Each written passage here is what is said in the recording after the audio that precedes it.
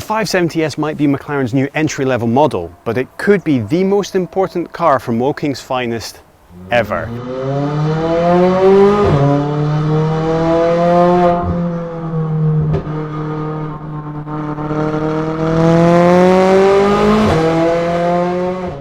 The 570S is the first car in McLaren's Sport series. Unlike their stablemates, these cars will be fully road-focused. There is not the same emphasis on downforce as there is on the 650S and P1, rather attention has gone in to make this a real car you can use every day. Design-wise, McLaren have given us an incredibly elegant package. Starting around the front, the headlights are a slightly muted version of the ones we get on the 650S and the P1, still aping that speedy Kiwi logo, but in a much more refined and subtle way. The front splitter is a lot more aggressive, slightly reminding me of the Lamborghini front end, and these creases in the bonnet look awesome, and they're functional. They channel air around the sides of the car. One of my favorite details is how these side lights follow the line from the air channel behind the wheel leading to the side air scoops. The side air scoops look much more like they do on the P1 than on the 650S, but a subtler and more elegant version thereof. I also love the air intake above and under this door line here. Back here, this flying buttress is awesome and again functional, channeling air down the side of the car and to where it's needed over the deck lid. The deck lid actually features the two nostrils, the same that we get on the 675 LT. The rear in total is a softer affair, much more refined than it is on the 650S, and the exhausts have now been moved to a lower, less likely to burn the cameraman position closer to the deck. There is nothing entry-level about the looks of the 570S. In fact, I think it's the best looking car in their lineup. If money was no object and I was going on looks alone, this might be the way that I go. These early sketches of the 570S show how all these design cues were planned from the very beginning. The first concept of the car by Rob Melville already shows the front end and the side air scoops amongst others. So why is this car so important? Previous McLarens have been aimed at the very top of the market, at people who casually shell out for the latest supercar without much thought, people whose collection wouldn't be complete without the latest bedroom poster car. The 570S though is aimed lower down the market, looking to take some customers away from Porsche. For the same money you could get a 911 Turbo S or an Audi R8 V10 Plus. 0 to 62 times are all within 0.1 of a second of each other, and top speeds are almost identical. The 570S even has more power than the 911 and more torque than the R8. It's also the first time you can get a McLaren for under £150,000, which altogether makes this an extremely attractive choice.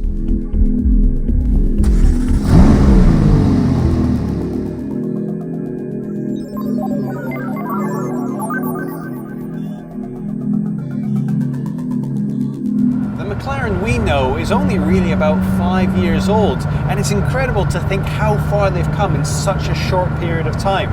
They've broken into a club of very exclusive members, a club that has names that have been around for decades, and yet their cars are now counted amongst them, and in some cases, beating them. Rapidly, the company has gone from a single car lineup to having 3 distinct categories that cater to a wide audience. McLaren is giving people what they want, be that an apex predator hybrid hypercar, or in this case, a more affordable road-focused sports car. What they've achieved in such a short period of time is nothing short of unbelievable. This car is going to sell like hotcakes. McLaren is aiming to be producing 4,000 of these by 2017. That will more than double their current output. If that many get made over enough years, there are going to be a bunch of these circulating around the second-hand market right around the time some of you watching this right now will have earned enough to take that plunge on the used supercar market. So this is extremely likely to be a lot of people's first supercar.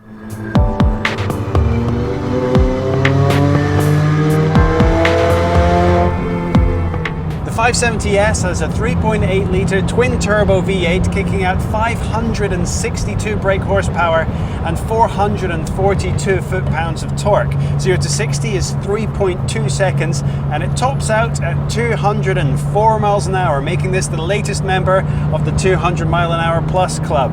A very prestigious group indeed. But the £150,000 question is, how is it to drive?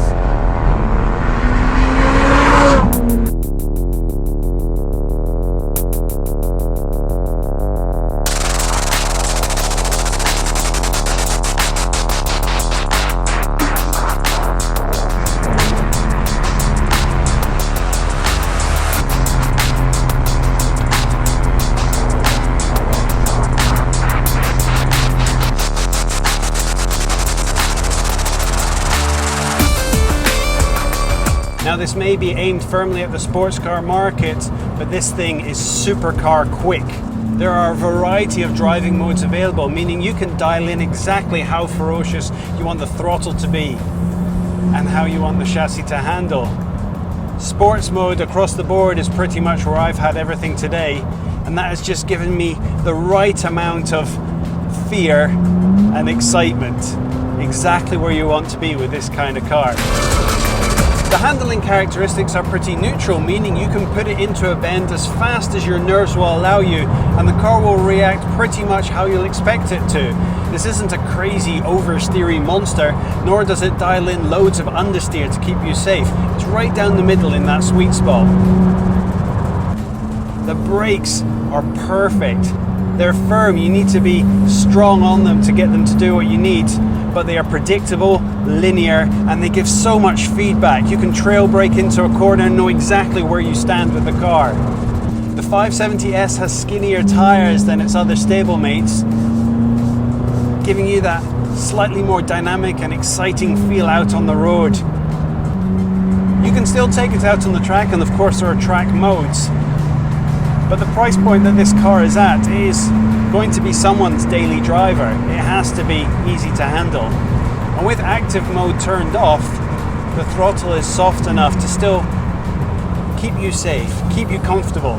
If you buy this and this is your first supercar and you've never driven anything with this kind of power before, you're going to feel comfortable, safe, and relaxed. Then, as soon as you know what you're doing and you know how to turn the systems off a little bit, you can have a lot of fun. The engine sound, well,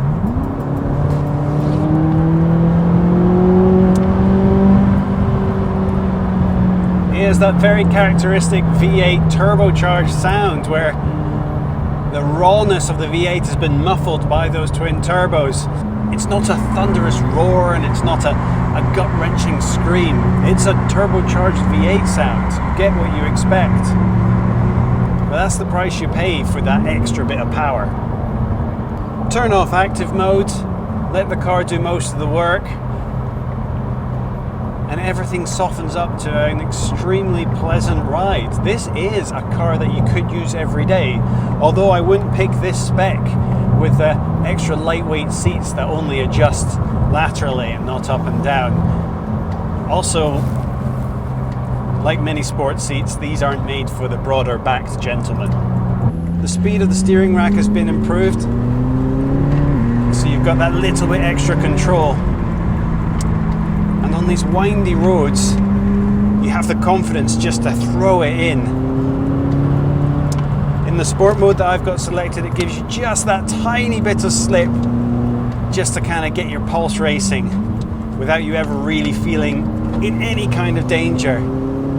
Oh, it is remarkable what they've done with this car. And in fact, it makes me question, if it was my money, would I want to shell out the extra for the 650S? Yes, it's a sharper car, a faster car, more track focused, absolutely. But for me personally, I would only very, very rarely take a car to the track. I would just want a great car, great design, great performance that I could use out on the road. And I think if a lot of buyers were honest, that is what they want as well. Won't the 570S then be a far more attractive prospect, where you're getting supercar looks, supercar performance, and a supercar badge for high-end sports car money? There's a couple of concessions in the 570S to making it a more effective daily driver. There's way more room up front in the boot bonnet thing. Also, for the first time on a McLaren, there are 2 windscreen wipers and 2 vanity mirrors. There's cubby holes everywhere, a cup holder down here, which is new from McLaren, as this center console has now been broken up to give you access in between, and these hidden door pockets which are fantastically deep. A really, really good place to leave and forget your phone, as I found earlier. There is no doubt that this car is firmly aimed at taking customers away from Porsche, but it's actually a more apt comparison with the Audi R8 V10 Plus. Consider that car. There is a new generation of it coming out soon with a slightly redesigned body, but all in all it is very close to the car that we've been seeing for quite a long time now. The second-hand market is flooded with great examples, and you can get a 2008 model with 40,000 miles on it for about £50,000 now. Then consider that coming right up against the new Audi R8 is this, a McLaren, at a price point that a lot of people are going to be able to afford. This may be aimed at taking customers away from Porsche, but I think the Audi R8 needs to be scared. McLarens in the past have been accused of being a little less soulful than their competitors, and it's something I feel they've taken to heart. With less focus on downforce, a set of skinnier tyres, and plenty of combinations of chassis and drivetrain settings, as well as driver aids you can dial in, the 570S can be a safe and comfortable everyday car that just so happens to be eye-wateringly quick. Set it up to your liking though, and this car comes alive. The right combinations of settings can get this car to misbehave and reward those drivers looking to find the edge. The name McLaren has been on fast cars since the 60s, but the company that makes this is incredibly young. Despite that, the 570 feels like it comes from a company with way more pedigree. It ends a journey of McLaren that's taken them from effectively a startup to one of the most appreciated supercar manufacturers in the world. McLaren has, with the 570S, well and truly solidified its existence in the supercar manufacturer's world. No longer will it be a motorsport company that every now and then drops a road car. It's up there with the great names out of Italy and Germany that are in the minds of children when they first learn about the wonderful world of cars, right up to the point when they might finally get the chance to own one.